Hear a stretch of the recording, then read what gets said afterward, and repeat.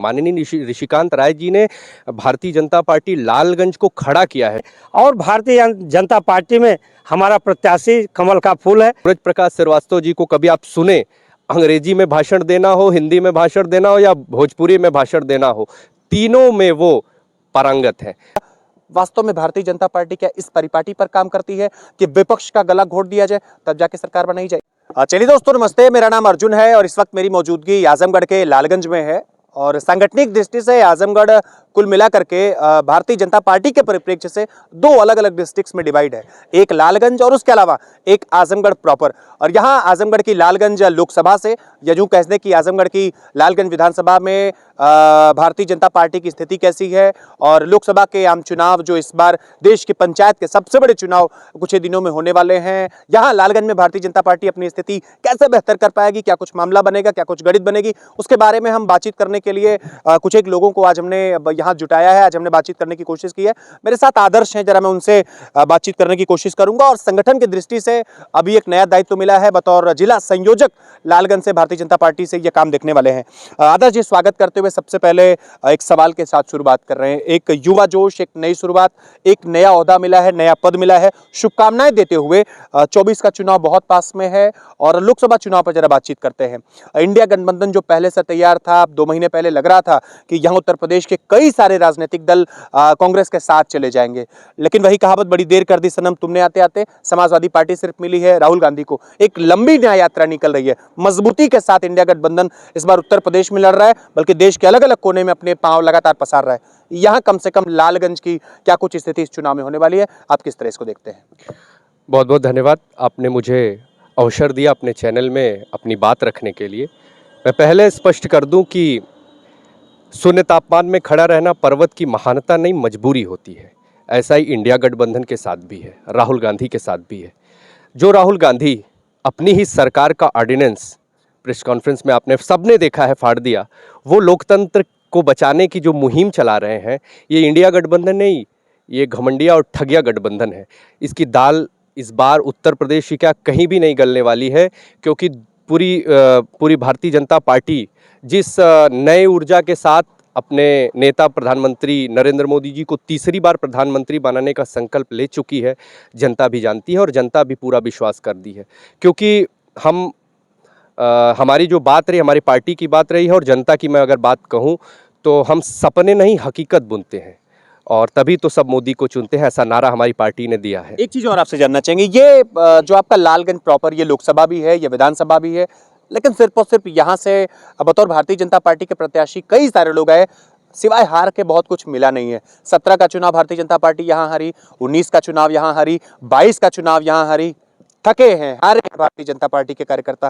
क्या कुछ लग रहा है कि नए सिरे से फिर से इस चुनाव में खड़े हो पाएंगे या फिर वही इस बार फिर से असफल हो जाएंगे? देखिए, हमारी पार्टी नित्य निरंतर चलने वाली पार्टी है। हम असफल होते हैं लेकिन फिर उसी एनर्जी के साथ दोबारा हम आगे की अपनी रणनीति में लग जाते हैं।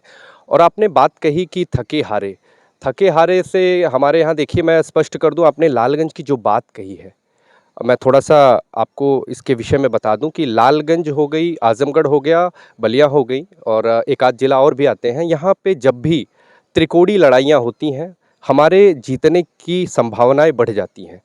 और आपने 19 की बात की, 19 में सपा और बसपा का एक गठबंधन जो हुआ था, उसके कारण हम ये सीट हारे हैं।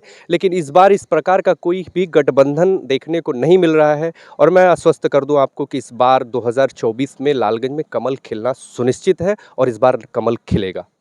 आदर्श जी, एक चीज और जानना यहाँ बड़ा दिलचस्प मालूम पड़ता है और ये न सिर्फ मेरा सवाल है, न मालूम कितने ऐसे लोगों का सवाल है।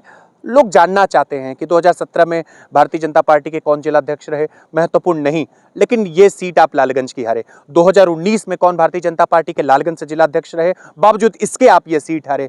आपने फिर हाल फिलहाल में 20 के आसपास अपने ऋषिकांत राय जिलाध्यक्ष को पाया। 22 में विधानसभा चुनाव हुए, चारों खाने चित हो गए। उसके बाद फिर ये नगर निकाय के चुनाव हुए, उन्हीं के नेतृत्व में फिर से भारतीय जनता पार्टी का यहाँ बेड़ा गर्क हो गया। एक नए जिलाध्यक्ष आपको मिले हैं, वो थके हारे जिलाध्यक्ष, असफल जिलाध्यक्ष, अभी दूसरी कमेटी में बैठ करके अपना दूसरा काम देख रहे हैं। इस बार आपको एक नए जिलाध्यक्ष सूरज प्रकाश श्रीवास्तव मिले हैं। दोनों लोगों के काम में आपको किस प्रकार का अंतर दिखता है? देखिए भाई साहब, 2 बातें कही आपने। एक निवर्तमान हमारे जिलाध्यक्ष ऋषिकांत राय जी के बारे में मैं कहना चाहूँगा कि 1984 में जब भारतीय जनता पार्टी इंदिरा लहर थी उसमें 2 सीटें ही जीत पाई थी। और आपको जानकर के सभी लोग जानते हैं अटल जी और आडवाणी जी ने वो सीटें नहीं जीती थी। तो हमारे बड़े नेता 1984 में जब जनता दल से अलग होकर हमने पार्टी बनाई थी, भारतीय जनता पार्टी की शुरुआत 2 सीटों से हुई थी। तो इसका यही है कि जब भारतीय जनता पार्टी को लालगंज को सांगठनिक रूप से गठित किया गया तो बूथ अध्यक्ष नहीं थे, शक्ति केंद्र की संरचना नहीं थी, पन्ना प्रमुख जो आज विस्तृत दिख रहा है ऐसी संरचना नहीं थी। माननीय ऋषिकांत राय जी ने भारतीय जनता पार्टी लालगंज को खड़ा किया है, संगठन को खड़ा किया है और उतनी ही तन्मयता के साथ उन्होंने संगठन को चलाने की कोशिश की है। आज चाहे मैं हूँ या हमारे नए जिलाध्यक्ष सूरज प्रकाश श्रीवास्तव जी हैं, वो महामंत्री थे उनके कार्यकाल में, और उन्होंने जो हमें सिखाया है पार्टी के कार्य करने की योजना कैसी है, कैसे पार्टी को आगे बढ़ाया जाता है, हम सब ने उनसे सीखा है। और सफलता मैंने कहा ना 84 में हम 2 सीटें जीते थे, आज हम 400 पार का सपना देख रहे हैं। तो थका हारा तो नहीं, और आपने कहा कहीं दूसरे काम में व्यस्त हैं। पार्टियों में जिम्मेदारियों का हस्तांतरण होता है। आज उन्हें कोई नई जिम्मेदारी मिली है, शिवराज सिंह चौहान को नई जिम्मेदारी पार्टी देगी, ये होता रहता है। हमारे यहाँ लोकतंत्र हमारी ही पार्टी में है, एक जिलाध्यक्ष का कार्यकाल समाप्त हो दूसरी जिम्मेदारी पे वो जाता है। और मैं बड़े विश्वास के साथ कहता हूँ कि माननीय ऋषिकांत राय जी ने मुझे और मेरे जैसे हजारों सैकड़ों कार्यकर्ता जो इस लालगंज जनपद में है, उन्हें भारतीय जनता पार्टी की विचारधारा, भारतीय जनता पार्टी किन बुनियादी मुद्दों पे लोगों के बीच जाती है, क्या कार्यक्रम है इसके, इन सबसे परिचित करा है। मुझे अभिमान है कि मैंने आदरणीय ऋषिकांत राय जी के कार्यकाल में काम किया है।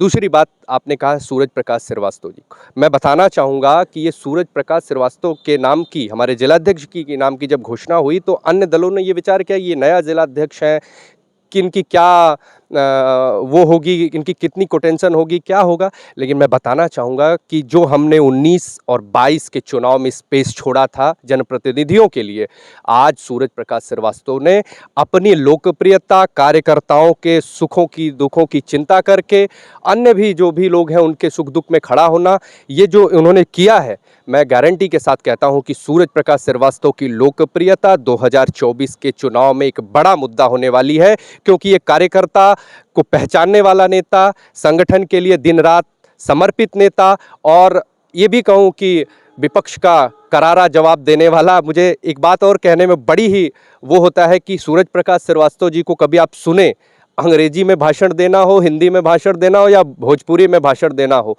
तीनों में वो पारंगत है। तो एक ऐसा जिला अध्यक्ष युवा जोश के साथ हमें मिला है।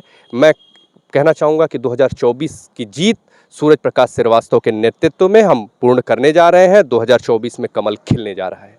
मेरे साथ एक विशेष बातचीत करने के लिए यहीं लालगंज से मंडल अध्यक्ष रजनीकांत त्रिपाठी जी हैं और इनसे एक विशेष बातचीत करते हैं, जरा जानने की कोशिश करते हैं कि इस बार लोकसभा चुनाव में कम से कम इनके यहाँ क्या कुछ स्थिति होने वाली है।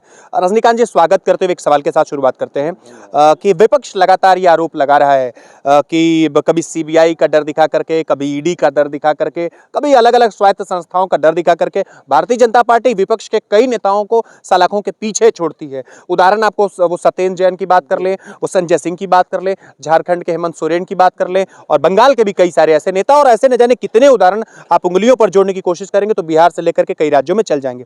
आपसे जरा जानना चाहूंगा, वास्तव में भारतीय जनता पार्टी क्या इस परिपाटी पर काम करती है कि विपक्ष का गला घोट दिया जाए तब जाके सरकार बनाई जाए? इस पूरे प्रकरण को किस तरह देखते हैं? भारतीय जनता पार्टी कार्यकर्ता आधारित पार्टी है, और भारतीय जनता पार्टी जो भी देश में हमारे 2014 के बाद का जो भारत है, उस भारत में भारतीय जनता पार्टी गरीब कल्याण के साथ, किसान कल्याण के साथ एक पूरे विश्व में, विश्व पटल पर भारत की जो छवि उभरी है वह किसी से वाकिम नहीं है कि या किसी से अछूती नहीं है। 2024 के बाद का जो हमारा भारत है, उस भारत में हर युवा वर्ग, गरीब कल्याण और किसान कल्याण, बहुत तेज़ी से भारत का विकास हो रहा है। और जो चोर हैं, जो घमंडिया गठबंधन है, या जो भी चोर हैं जो कानून के दायरे में रह के कार्य नहीं कर रहे हैं, उन पे सरकार या एजेंसियां कार्रवाई कर रही हैं। जो भी एजेंसियां हैं वो स्वायत्त हैं, वह उनके समय में भी थी, हमारे समय में भी है। लेकिन जो विपक्ष है वो मुद्दा विहीन विपक्ष है। बस यह इनके पास कोई मुद्दा नहीं है। हमारे पास गरीब कल्याण का मुद्दा है, किसान कल्याण का मुद्दा है, विश्व में उभरती भारत की जो छवि है, भव्य रामलला का मंदिर बना है, धारा 370 को खत्म करके जम्मू कश्मीर में आतंकवाद और पत्थरबाजी को ख़त्म कर दिया गया है। नहीं तो हम इधर से अभी आतंकवादियों पर फायरिंग करते थे तो वहाँ की जनता पत्थर फेंकती थी और उसका कहीं न कहीं कारण विपक्ष था। लेकिन आज हमारी सेना भी स्वतंत्र है और हमारे देश को मजबूत 2014 के बाद 2 बार माननीय प्रधानमंत्री जी का नेतृत्व मिला है। पुनः हम लोग इतना हमारे पास मुद्दा है, भारतीय जनता पार्टी का मंडल अध्यक्ष से भी अगर सपा का या बसपा का विधायक एक डिबेट नहीं कर सकता। हम अगर दिन भर खड़े हो के बोलें तो अंत्योदय हित में इतनी योजनाएं हैं डबल इंजन सरकार की कि हम उसको लेकर जनता में विकसित भारत यात्रा के माध्यम से गए। अब जो है गांव चलो अभियान में गए, अन्य चौपालों हमने किया। आज हम लाभार्थी संपर्क अभियान से एक एक आदमी को 6-6, 8-8 योजनाओं का लाभ मिल रहा है और कोई भी भेदभाव नहीं है। अगड़े पिछड़े मैं आपको जरा रोकने की कोशिश करता हूं। विपक्ष लगातार ये आरोप लगाता है कि धर्म और पाकिस्तान, ये 2 शब्द, मुसलमान, धर्म और पाकिस्तान, ये 2-3 शब्द अगर हटा दिए जाए तो भारतीय जनता की पार्टी की जो पॉलिटिक्स है वो ज्यादा गेन नहीं कर पाती। एक मैं पूरा सवाल आपसे कर लूं, धर्म की आड़ में लगातार भाजपा काम कर रही है, अपोजिशन आरोप लगा रहा। कभी आप चुनाव पास आता है तो अधूरा मंदिर बना है तो उसका इनॉग्रेशन कर देते हैं, कभी आप काशी विश्वनाथ की बात करते हैं, आप कहते हैं मथुरा बिल्कुल तैयार होने वाला है। कब तक ये सब कुछ चलेगा? युवाओं को रोजगार चाहिए, आप लोग टारगेट दूसरी तरफ करते हैं, क्या कहेंगे? भारतीय जनता पार्टी पंडित दीनदयाल उपाध्याय जी के सपनों और बाबा भीमराव अंबेडकर जी के सपनों को साकार करते हुए अंत्योदय हित में कार्य करती है। हमारा ऐसा मुद्दा नहीं कि हम धर्म की आड़ में राजनीति करते हैं। भव्य काशी विश्वनाथ जो कॉरिडोर पहले अगर कोई देखा होगा तो करीब 100, 200, 500, 300 वर्ग मीटर में फैला था। आज करीब 5000 वर्ग मीटर में माँ गंगा को और काशी विश्वनाथ मंदिर के शिवलिंग को एक सीधे जोड़ा गया है। और वहाँ जो विदेशी आ रहे हैं, जो देश के लोग जाते हैं, वह सुखद अद्भुत करते हैं। चाहे वह विंध्य कॉरिडोर हो, चाहे वह भव्य रामलला का मंदिर हो, चाहे वह रामेश्वरम में सुदर्शन सेतु अभी माननीय मोदी जी ने उद्घाटन किया है। तो धर्म से मतलब नहीं है, हमारे लिए माँ भारती भारत का परम वैभव पर पहुँचाने का हमारा है। एकात्म मानववाद के सिद्धांतों पर चलकर पंडित दीनदयाल माननीय और डॉक्टर श्यामा प्रसाद मुखर्जी के पद चिन्हों पर चलकर हम लक्ष्य अंत्योदय, प्रण अंत्योदय, पथ अंत्योदय की बात करते हैं। धार्मिक मुद्दा नहीं है। करोड़ों स्किल डेवलपमेंट के माध्यम से, डिजिटल इंडिया के माध्यम से अगर आज 10 रुपये की कोई सब्जी लेने जाता है तो वो भी गूगल पे करता है। तो भारत की उभरती छवि से विपक्ष परेशान है, विपक्ष के पास कोई मुद्दा नहीं है। भारतीय जनता पार्टी बिल्कुल धर्म आधारित राजनीति हम लोग नहीं करते। एक अंतिम 30 सेकंड में आपसे ये जानना चाहूंगा, कई सारे चुनाव आप लोग लगातार हारते चले जा रहे हैं। दिनेश लाल यादव निरहुआ को गाजीपुर से बुला करके यहाँ चुनाव लड़वाना पड़ा। कोई प्रत्याशी यहाँ ठीक नहीं मिल पा रहा है क्या? 9 के 9 विधानसभा आप हार जाते हैं, उसके बाद लोकसभा की सीटें आप हार जाते हैं। क्या लग रहा है इस बार बतौर प्रत्याशी, अगर कोई ये जानना चाहे कि रजनीकांत त्रिपाठी की पहली पसंद लालगंज लोकसभा में कौन होने वाला है, तो क्या कुछ कहेंगे? भारतीय जनता पार्टी हमारे जिले के नेता हैं, हम सबके मुखिया आदरणीय सूरज प्रकाश श्रीवास्तव जी के नेतृत्व में हम इस बार अपनी 68 लोकसभा लालगंज जो सुरक्षित है इसको हम लोग जीतेंगे। और भारतीय जनता पार्टी में हमारा प्रत्याशी कमल का फूल है।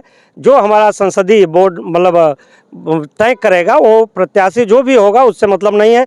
हम लोग नित्य निरंतर चलते हैं। एक चुनाव खत्म होता है, दूसरे चुनाव की तैयारी में हमारे बूथ अध्यक्ष, हमारे पन्ना प्रमुख, बूथों पर हमारा 50-50 का स्ट्रक्चर है। बूथ समिति है 11 की, पन्ना प्रमुख 20-22 हैं। हर बूथ पे हमारी रचना 1887 बूथ हैं हमारे लोकसभा 68 लाल में। और सभी बूथों को जीतकर हम इस बार 2024 में आदरणीय जिलाध्यक्ष जी, माननीय क्षेत्रीय अध्यक्ष के नेतृत्व में भारतीय जनता पार्टी के प्रत्याशी को विजय बनाकर एक कमल यहाँ से दिल्ली भेजने का काम करेंगे।